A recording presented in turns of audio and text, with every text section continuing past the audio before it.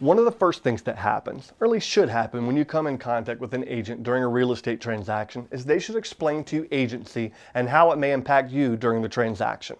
This is a really important part of the process, and every agent should do this, even if it's not your agent.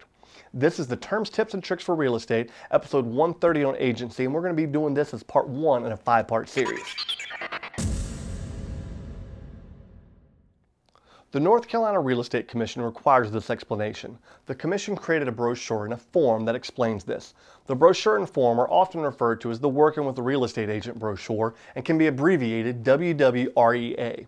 The same form can be found in other states, but because I work in the Northeast North Carolina region, my information today is going to be based specifically to North Carolina. The most recent form, released in July of 2022, does a great job of explaining this, how it relates to you as a buyer and as a seller. Every agent has their way of explaining agency to clients and customers. My favorite way is through the similarities to a sports agent. I think most of America understands how a sport agent works and represents their client.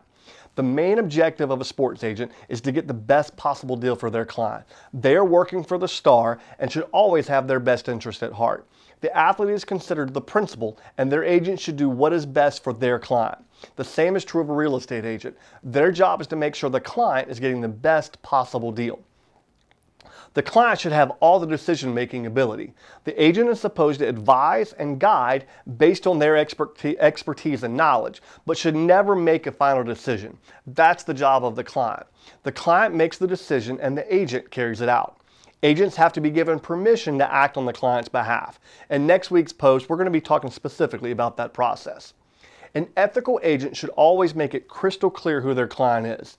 If you're a seller and you're speaking with the buyer's agent, it should be no question in your mind that the agent is working on behalf of the buyer, not you.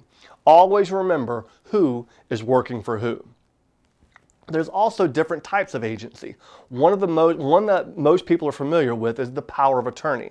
This is a legal process in which a person is given the ability to act on behalf of someone else in all aspects of their life. This is considered a universal agent. In a few weeks, we'll actually talk more about the power of attorney.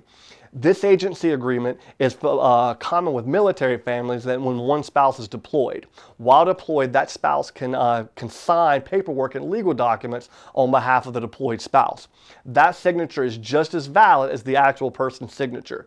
This is very powerful. A real estate agent is only a special agent, can only act on behalf of their client for specific areas of their life, real estate. In the next couple of weeks, we'll be diving in a little deeper on the Working with a Real Estate Agent brochure.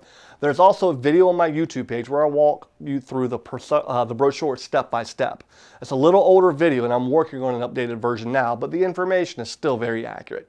I hope you're finding these blog posts and videos helpful. I love the educational process of real estate, and I hope my clients, both past, present, and future, find some value in them. Please help me share the resource with others. I'm sure there's someone in your circle of influence that is looking to buy or sell a home in the very near future, and the information on this site and my YouTube channel could be just the bits of information to make a difference for them. Remember, I'm standing by when you're ready to get moving. I'm Chris Whitehurst. Welcome home.